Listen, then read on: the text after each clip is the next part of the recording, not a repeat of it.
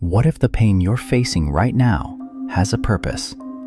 What if your hardest season is not punishment, but preparation? There was a man in the Bible who lost almost everything: his wealth, his family, his health, his peace. Yet his story became one of the greatest lessons in human history. His name was Job. And if you're suffering today, this message is for you. Job was known as a righteous man. He honored God. He lived with integrity. He avoided evil. He was blessed with family, success, influence, and abundance. From the outside, Job had everything many people spend their whole life chasing. But then, everything changed. In one season, disaster struck. His livestock was stolen. His servants were killed. His children died. His body was covered in painful sores. In a moment, Job's life collapsed. And one question rises from his story: why do good people suffer?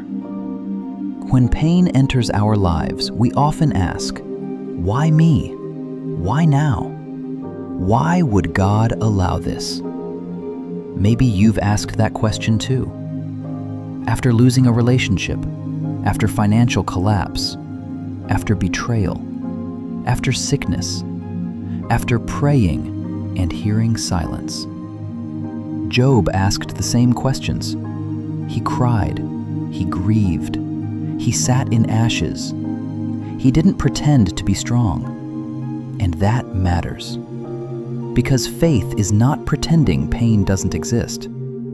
Faith is bringing your pain to God. Job did not understand what was happening, but he refused to let suffering turn him against God. He was honest. He wrestled. He cried out, but he stayed connected. That's powerful, because many people lose faith when life gets hard. But Job teaches us something deeper. You don't need all the answers to remain faithful. Sometimes trust begins where understanding ends.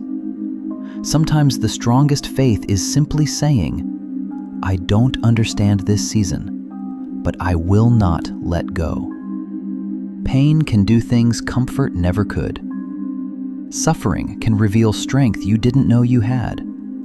It can humble pride.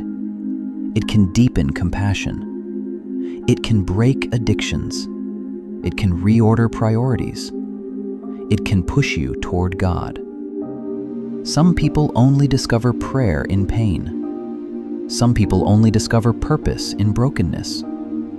Some people only discover who they really are after everything false falls away. That does not mean suffering is good. It means God can bring good from suffering. Your pain may not be pointless.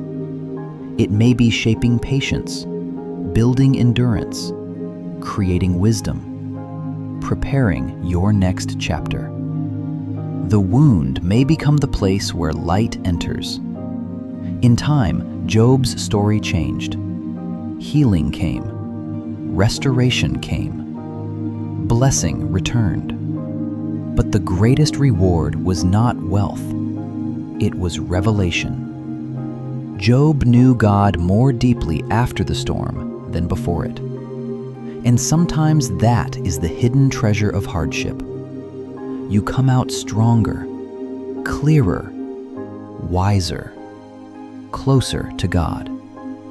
If you're in a hard season right now, you may feel forgotten. You may feel tired.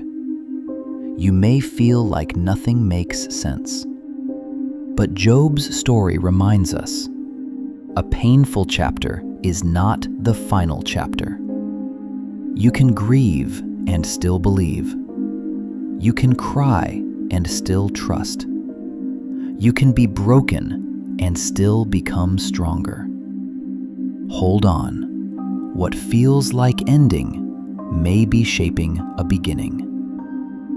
If this message spoke to you, type "I will hold on" in the comments. Subscribe to 1512 Movement for more Bible wisdom, faith motivation, prayer, and real-life encouragement.